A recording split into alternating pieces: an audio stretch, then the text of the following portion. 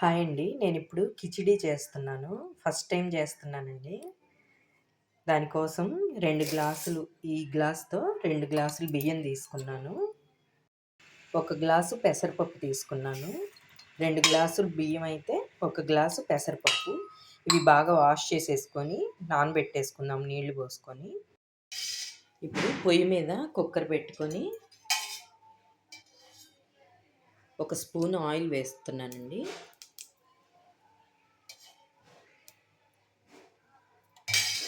అలాగే ఒక స్పూన్ నెయ్యి కూడా వేస్తున్నాను. నెయ్యి కూడా వేసుకుంటే టేస్ట్ చాలా బాగుంటుంది. కొంచెం ఆయిల్ నెయ్యి 2 వేసుకున్నాం కదా. ఇప్పుడు కొద్దిగా షాజీరా వేస్తున్నాను.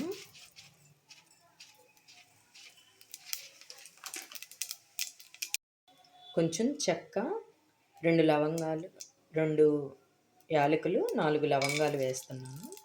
మసాలా దినుసులు ఫ్రై అయ్యాక కరివేపాకు వేసేస్తున్నాను.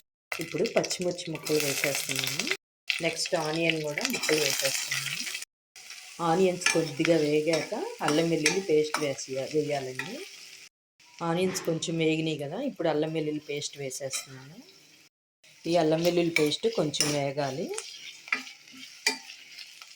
అల్లం వెల్లుల్లి పేస్ట్ కొంచెం వేగింది కదండి, ఇప్పుడు క్యారెట్ ముక్కలు వేసేద్దాము. ఇప్పుడు బీన్స్ ముక్కలు కూడా వేసేస్తున్నాను. అలాగే పొటాటో ముక్కలు, ఒక క్యాప్సికమ్ కూడా ముక్కలు తరిగి మొత్తం వేయించేసుకున్నామండి లైట్గా. ఉప్పు కూడా వేసేస్తున్నానండి, ముక్కలు తొందరగా వేగిపోతాయి. ఉప్పు వేసేసి ఇలా మూత పెట్టేసుకుంటే తొందరగా మగ్గిపోతాయి.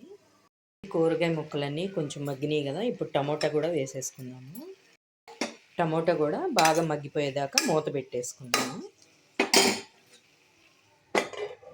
టమోటా కూడా మగ్గిపోయింది. ఇప్పుడు కొంచెం పుదీనా వేసేసుకున్నాము.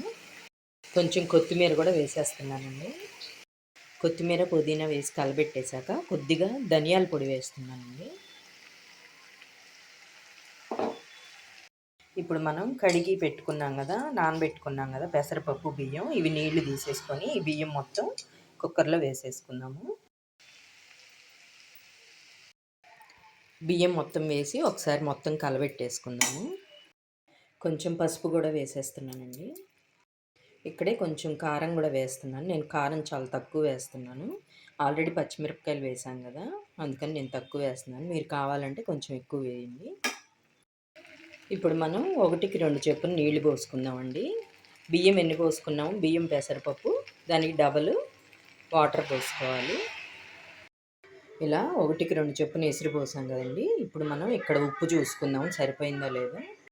నాకు కొంచెం ఉప్పు తగ్గిందండి, అందుకే నేను ఇంకా కొంచెం ఉప్పు వేస్తున్నాను. ఇంకా కుక్కర్ మూత పెట్టేసి ఒక 3 విజిల్స్ రానిచ్చేద్దాము.